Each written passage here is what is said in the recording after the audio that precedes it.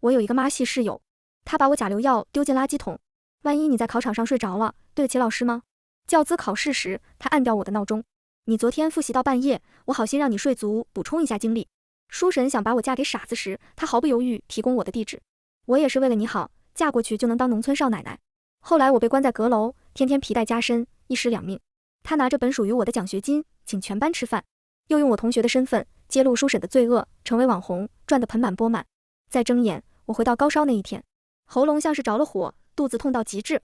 我突然意识到自己回到大二期末考试前，甲流加上大姨妈，身上半分力气也没有。我下单了一份某团买药居家快检，工作人员上门检测，果然是甲流。他贴心教我申请病假证明单，给我倒了一杯水，留下药才离开。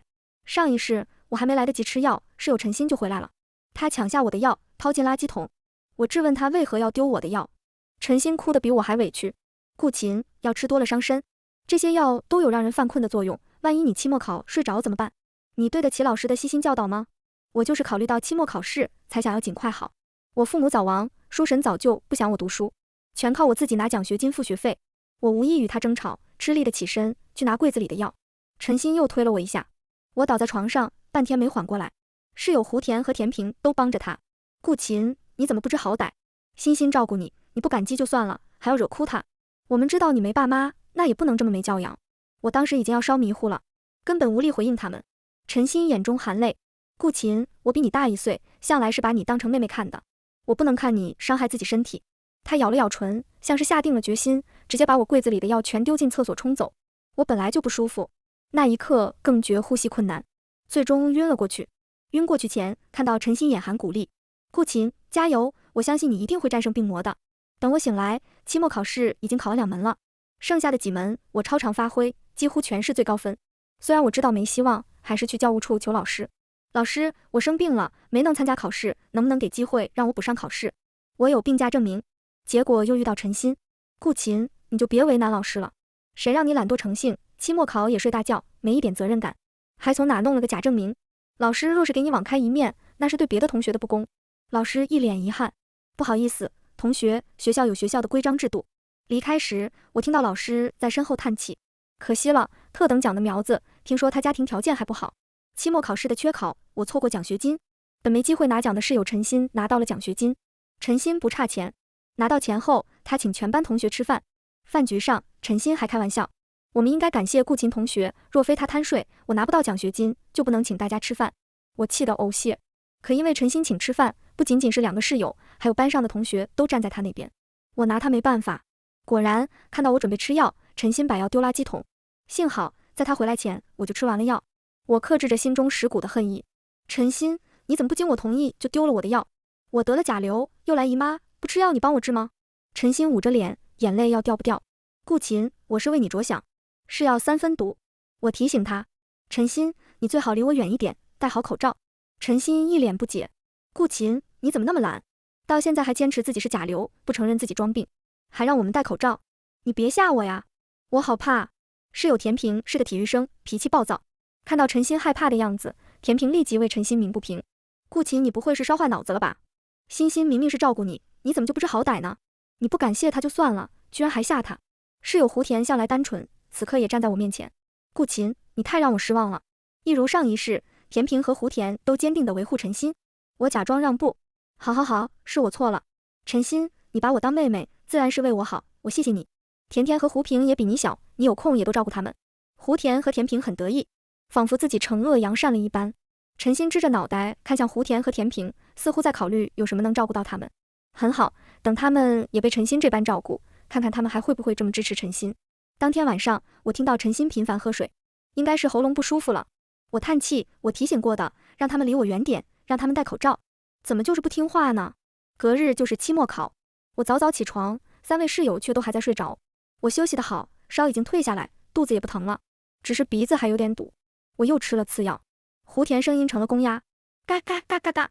田平是体育生，身体素质好一点。我好像流感了，顾琴，你能帮我买个药吗？我像看怪物一样看着他。田平，是药3分毒，你别装病了，快起床吧，晚了就赶不上考试了。陈鑫准备手机上叫外卖送药，我直接抢过他的手机。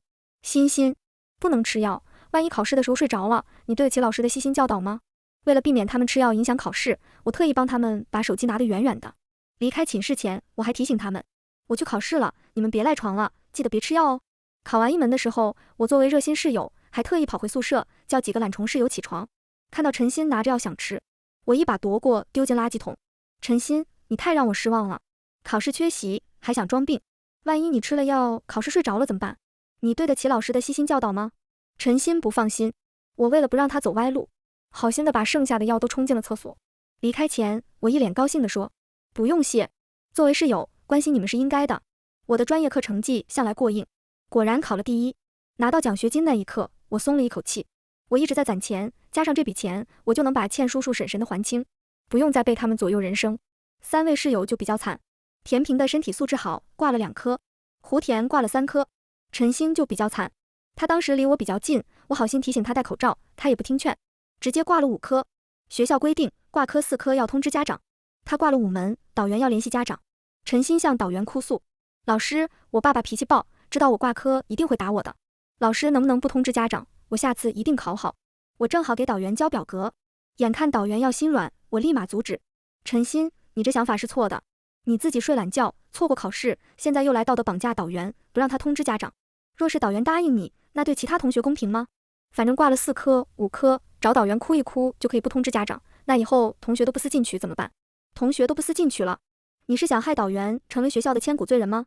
导员的脸都白了，义正辞严的拒绝。陈鑫同学，你怕家长担心，下次就别再睡懒觉了，我可是有原则的，不能答应你。导员的电话打给陈鑫爸爸，他爸爸生气了，降了他的生活费，偏偏他早就放话出去，要请全班同学吃饭。在同学一次次催促下，他不得不请同学去了一家苍蝇馆子。班长贪便宜，把男朋友带去，结果班长男朋友和另外好几个同学都食物中毒，他们逼饭店老板出钱，饭店老板也很无奈，菜是陈鑫同学带来的，小店就收个加工费。土豆本来就发芽了，我说了不能吃，是他说没事，你们体质好。我拒绝后，那个土豆丝是他自己炒的，我大不了把加工费退给你们。饭店老板有监控为证，陈鑫赖不到他头上，他们又逼陈鑫出医药费，陈鑫没钱，只能到处借钱。陈鑫老实了一段时间，没有作妖。考教资的日子越来越近，为了能考上，我课余每天看书8小时。因为太过投入，我错过了吃饭，正好用脑过度，我决定犒劳一下自己，奢侈地点了个30元的外卖，红烧肉和小炒菜。外卖拿到寝室，我不过切个咸鸭蛋的时间，外卖就不见了。我问3位室友有没有看到我的外卖，他们纷纷表示没看到。陈鑫甚至心情似乎很好，别不是被偷了吧？怎么可能？虽然门卫室确实有人的外卖被偷，但是还没听到谁的外卖在自己宿舍被偷的。我再问了一次，你们知道我的外卖去哪了吗？没有人回答，我只好找保卫处。保卫处来人，陈鑫才慌了，不就一份外卖吗？顾琴，你不是才拿了特等奖学金，有必要这般斤斤计较吗？我算是看出来了，我的外卖被丢，肯定跟陈鑫有关。我冷笑，那可不行，我上一次吃红烧肉还是1个月前，我现在还饿着肚子，今天非找出这个小贼不可。保卫处的秦老师在附近几个宿舍问过，都没人看到我的外卖。保洁阿姨心好，帮我从公共区域的垃圾桶找到了。偷外卖的小贼还细心的把包装丢了，贴纸撕了。在我的坚持下，保卫处秦老师调了监控，看到正是陈鑫干的，证据确凿。陈鑫仍试图狡辩，我是一片好心，外卖是垃圾食品，对身体不好，我帮你倒掉了。好心？我觉得好笑，转身问秦老师，秦老师，我记得学校有规定，只要有偷窃行为，不管大小，都以退学处理。老师点头，确实如此，除非被偷的同学同意调解，要被退学。陈鑫才慌了，他扑通给我跪下，顾琴，我错了，你饶了我吧。我不可能被他糊弄过去，既然你承认错误，那你就10倍赔偿我，并且写10份检讨，粘贴到学校各处。陈鑫试图讨价还价，能不能不赔这么多？你一份外卖要30，10倍就要300，我实在拿不出这么多钱，我1个月只有700，每天吃饭都成问题。还有检查书，可以不写吗？丢死人了，知道丢人，早干嘛去了。我们的吵闹吵到另一个室友田平，他早上家训，这会儿正午睡。他拉开窗帘，你们烦不烦？顾琴，你也真是的，欣欣是照顾你，你不能让他好心没好报。胡田也为陈鑫抱不平，又没多少钱，明明知道陈鑫缺钱，顾琴，你有必要跟他计较吗？陈鑫缺钱，我就不缺钱吗？他至少还有家里每个月给的700，我的奖学金全用来还给叔婶了，生活费全靠自己做兼职。偏偏最近忙于考教资，没空去兼职，只能1分钱掰成2分花。如果不是考教资只剩几天了，我也不会为了省时间点外卖。我看像是有甜品，不找他，找你吗？我伸出手，300块，麻烦结一下。胡田不说话了，我淡笑，不想赔也可以啊。陈鑫眼前一亮，顾琴，还是你最好。我却转身向秦老师道，既然陈鑫同学做不到，那我不接受调解，就按校规处理吧，该退学就退学。秦老师看向陈鑫，陈鑫同学，你可考虑清楚了？确定不赔？陈鑫的牙齿用力地咬着嘴唇，眼泪在眼眶里打转。我赔。陈鑫赔了我300元，我重新点了外卖，又特意拿出200元，请室友和边上寝室的同学喝蜜雪冰城。同学们拿人的手短，纷纷站在我这一边谴责陈鑫。为此，陈鑫恨得牙痒痒。顾琴，你明明不差这200元，为什么一定要逼我？拿我的钱请客，你的良心不会痛吗？我好笑，我也不是非要这300元不可。不过，我想让你也尝尝，在意的东西被别人风轻云淡的夺走是什么滋味？怎么会痛呢？我不是跟你学的吗？他不仅恨我，连田平和胡田也恨上了，大概觉得他们没有坚定地站在他那一边。陈鑫更加缺钱，再次找胡平借钱，胡平却反过来问他要之前借的钱。我趁机说，陈鑫，你小小年纪怎么可以借钱呢？这个习惯可不好，你可别不乐意，室友吗？我不能看你走错路。我反手向学校举报，学校一调查，陈鑫向班上还有其他班好几个人借了钱，甚至还网上。导员再度联系陈鑫的家长，他爸爸把陈鑫叫到宿舍楼下，拽着他的头发扇了一个巴掌。我公司天天亏损，焦头烂额，你不仅帮不上忙，还在学校不省事。既然这样，那就别读了吧。不认识的同学同情他，他爸爸是不是重男轻女？怎么就不让读了？听到有同学为他鸣不平，陈鑫更觉得委屈。不过很快就有认识他的同学说话了，你不认识他吧？他叫陈鑫，装大款请同学吃饭，结果吃的是发芽土豆，把同学送进医院。还有，他睡懒觉不参加期末考试，还道德绑架导员，不让通知家里。我也听说了，他把室友的外卖丢垃圾桶，还不想赔钱。我听说他花钱大手大脚，把身边的同学借了个遍。陈爸爸是个爱面子的人，听到同学的议论更觉得丢脸，非要带他回家。最后陈鑫给他爸爸下跪，才让他答应让他读完大学。陈鑫的爸爸给他还了钱，却要从他以后的生活费里扣，他的生活费再次降低，吃饭都不够。事后我在镜子里看到陈鑫对我含恨的眼神，我暗自警醒。几天后就是考教资的日子，我准备充分，信心满满地走出考场，室友胡田却等在考场外。看到我时，胡田跑上前，顾琴，是不是你把我闹钟按掉了？我往后退了点，跟他保持安全距离。不是我，你可别冤枉我。胡田，你是我上铺，除了你还会有谁？按掉闹钟，让别人赶不上考试，这个做法有点熟悉，我心里已经有了人选。不过我也没准备提醒胡田，痛没打在自己身上，说什么感同身受。我只是告诉胡田，胡田，你可能昨天只顾着复习，没注意，我昨晚根本没回寝室，我怕早上迟到，昨天睡在考场附近的酒店。你随便问田平或者是陈鑫，他们应该都知道的，酒店那边也能查到记录。胡田有些茫然，除了你还会有谁？平时就顾请你不跟我们一起活动。我们回到宿舍，田平问我们考得怎么样，胡田立即委屈的落泪。田平，是不是你把我闹钟按掉了，害我早上迟到进不了考场？田平莫名其妙，我没有，昨晚我睡的时候看到你还在看书，我还提醒你早点睡，别迟到。早上我醒来已经没有看到你了。胡田的视线在我和田平的脸上逡巡，试图找出谁在说谎。正好陈鑫回来，闹钟是胡田的闹钟吗？是我关的。陈鑫一副求表扬的样子，我怕闹钟打扰到你睡觉，就帮你关了。说话间，他看到我，顾琴，你昨晚怎么没回来？他一脸遗憾。遗憾什么？遗憾我没回来，没能关掉我的闹钟。胡田气得吼陈鑫，你是傻子吗？我今天参加教资的考试。陈鑫又捂着脸，渲然欲泣。胡田，我也是为你着想，突然被闹钟惊醒，可能会引起身体的应激反应，导致心律失常。我关你的闹钟是为了你的身体好。又是这句话。眼看胡田发怒，我凉凉道，胡田，你冷静一点，欣欣也是为了你好，他一片好心，你不能践踏。你看我也考教资，我就没迟到，只能说你自己太不上心了。胡田更崩溃，顾琴，你没被他按掉闹钟，没错过教资，怎么会懂？我只觉得好笑。其实我说的都是上一世田平跟我说的话，上一世我并没有睡到酒店，陈鑫也是关了我的闹钟，但没有关田平的。从考场出来，我也跟田平一样崩溃，我找陈鑫对峙，陈鑫承认是他关的闹钟，但他是为我好。当时田平也是这么说我的。果然，射出去的箭反击在自己身上才会觉得痛。田平也来劝他，胡田，陈鑫也是为了你好，你这样计较实在太伤他的心了。胡田崩溃大哭，我的教招考试过了，体检也过了，可以去重点初中，只等教资过了就能去上班。都说教资比教招难过，我为了万全，天天复习，偏偏出了这事。陈心瑟缩了一下，仍然嘴硬。那也不能怪我，谁让你自己不准时醒来，说明你没有责任心。没责任心还考什么教资，当什么老师，误人子弟就不好了。胡田本就伤心，陈心的话无疑火上浇油，他的情绪失控，推了陈心一下。陈心磕到桌角，立即满嘴是血，一颗门牙掉了。陈心不依不饶，胡田本来就恨他，自己的前途被他害没了。他拿出300块，哎，要不要？陈心捂着漏风的嘴，300块不够补牙。胡田，那就还给我，我们去找老师分说分说。陈心的脸色白了白，只能收起了钱。田平皱眉，胡田，你太过分了。胡田看着田平，一言难尽。田平，我也祝你被陈心这样关心。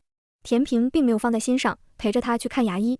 最后听说他拿100块在小诊所补了一颗假牙，他补的牙不到1个月就掉了，他舍不得钱，也不再治了。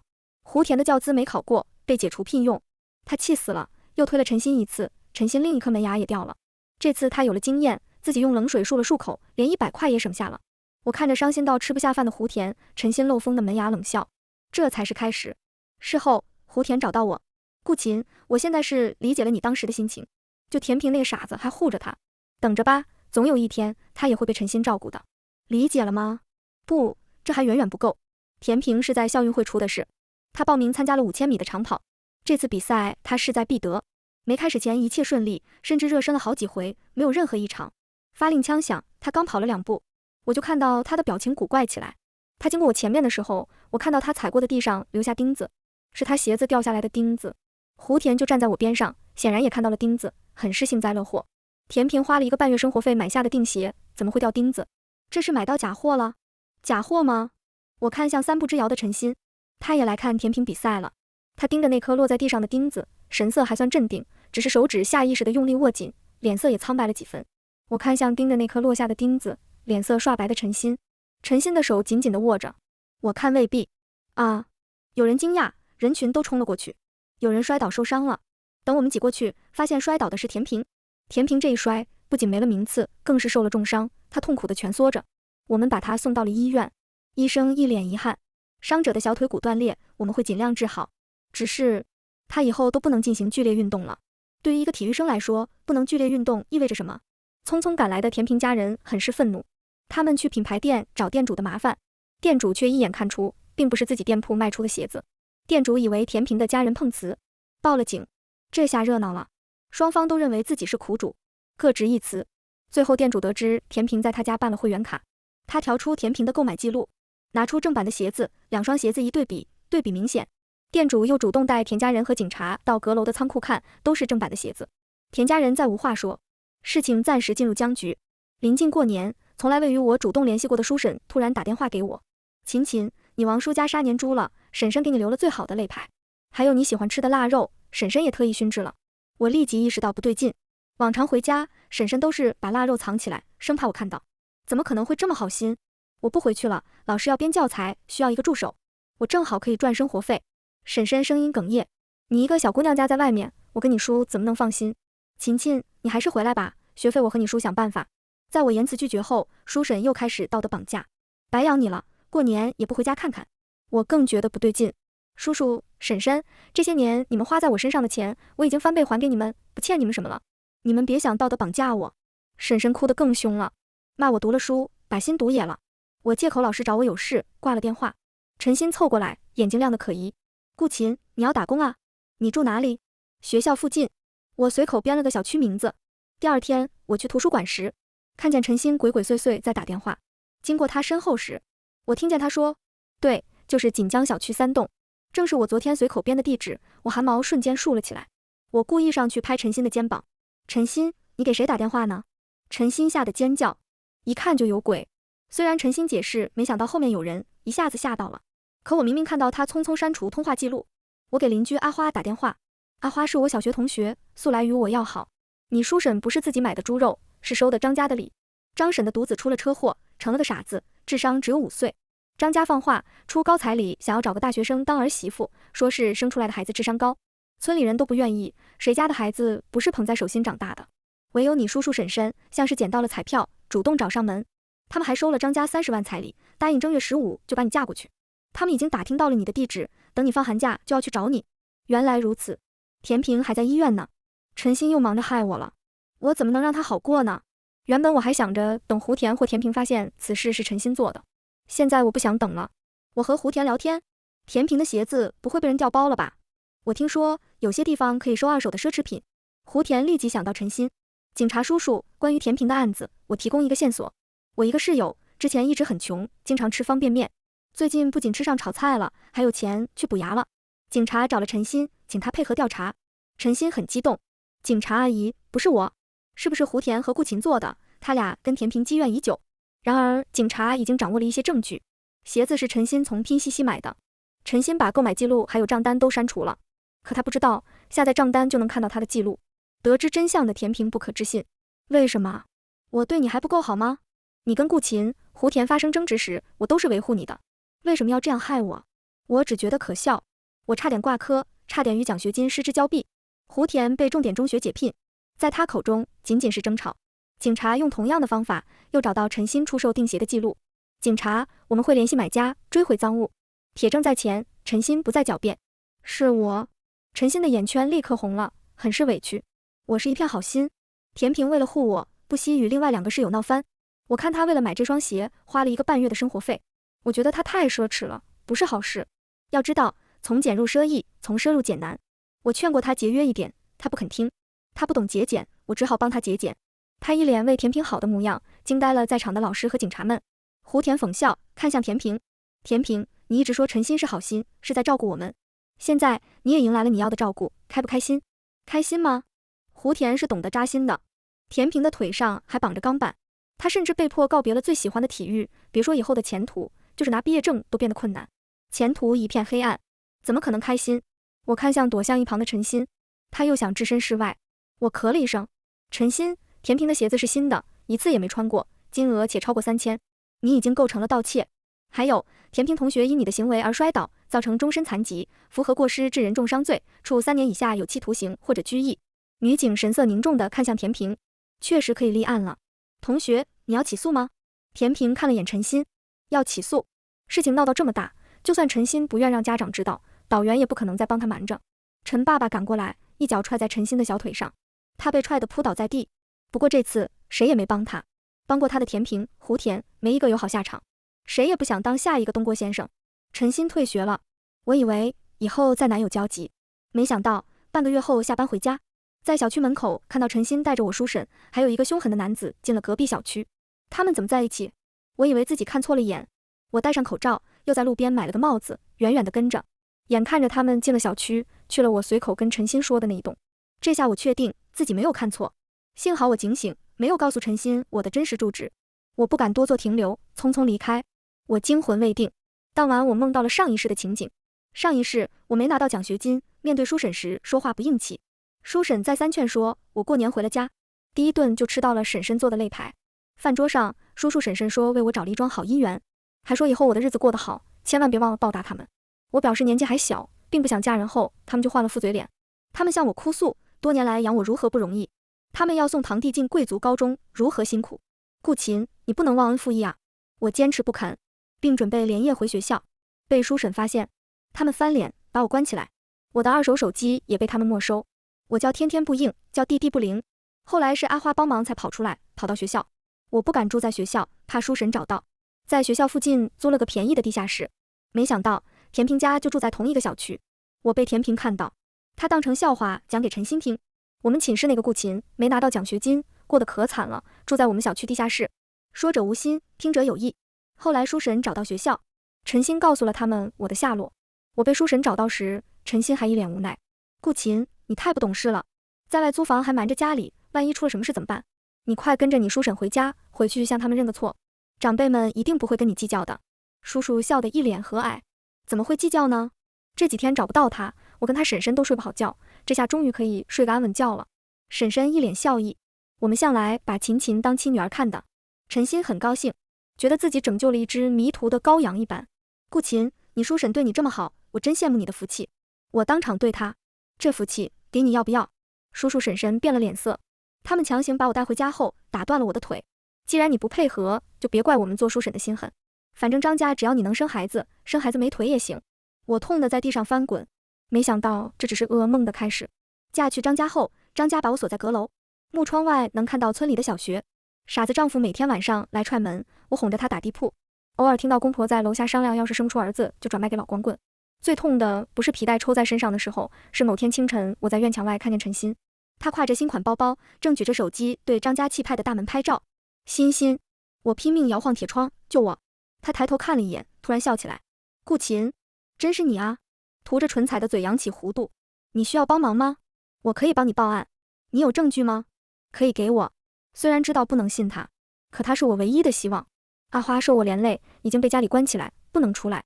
我祈祷顾琴能救我一次。把证据给他后，我一直盼着他能再次出现，他却像是失踪了。后来我被张家发现，并没有跟傻子圆房，被皮带打到只剩一口气。陈鑫总算上门了，他凑在我耳边，谢谢你啊，顾琴，谢谢你用你的命让我功成名就。原来他拿到证据后一直在等我要死了再曝光出来，只有这样才能让他一次打响知名度。电视里陈鑫双眼通红，我的同学顾琴是被他叔叔婶婶还有张家人害死的。我找到他时，他的体重仅有60斤，全身都是鞭打的痕迹，他的双腿发烂发臭。她明明是那么好的一个女孩子，在学校拿过特等奖学金，梦想是做个好老师。电视里的陈鑫泣不成声，我一定要为顾琴讨回一个公道。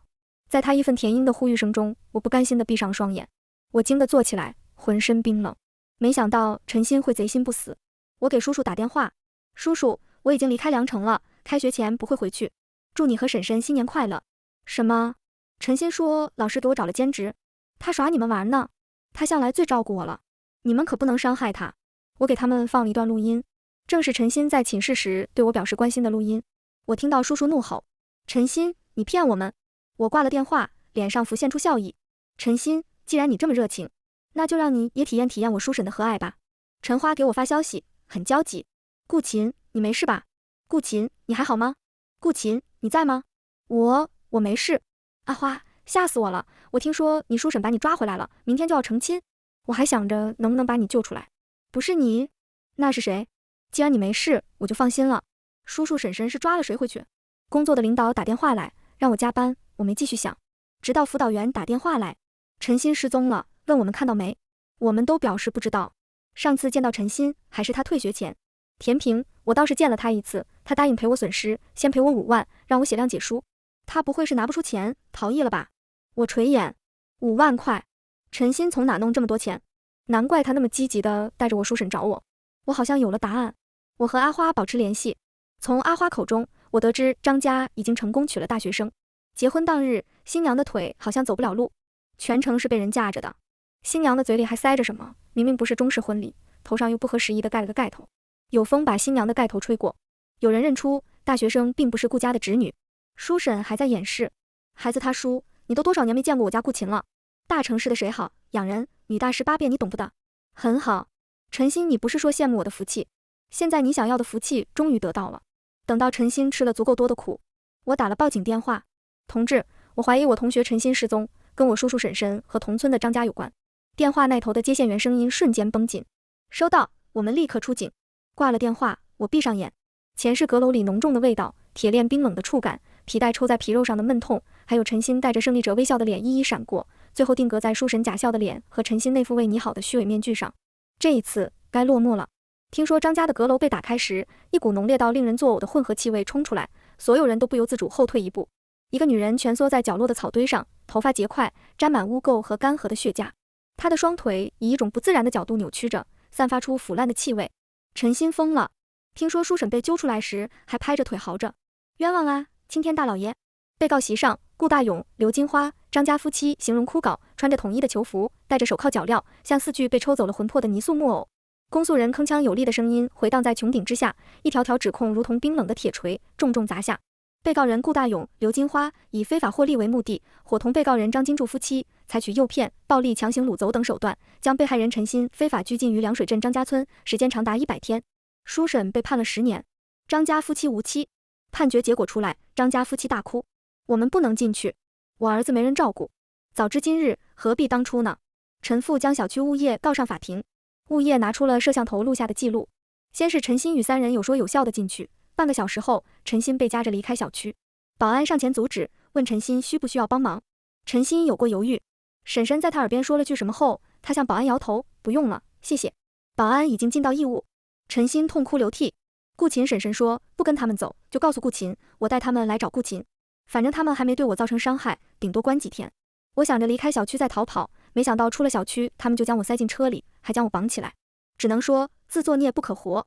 现在我站在曾囚禁我的地窖前，这里将被改建成反拐卖教育基地。我亲手设计的展板上写着，永远不要原谅伤害你的人，但一定要活得比他们更好。参观的孩子们在留言墙贴满彩色便签，有个小女孩画了幅画，穿红裙子的老师牵着学生，脚下踩着扭曲的黑色人影。顾老师。班长举着手机跑来，您上热搜了。屏幕上是叔婶穿着囚服接受采访的画面。当记者问他们是否后悔时，婶婶歇斯底里地喊，那个赔钱货就该。我关掉视频，从书包里拿出崭新的户口本，在户主那栏，我的名字端端正正。同学们，今天我们学诗经。蒙。教室里，我翻开课本，反是不思，亦以焉哉？意思是，既然违背誓言，那就到此为止吧。阳光透过玻璃窗，把办公桌上特级教师的金属牌照得闪闪发亮。全文完，感谢观看。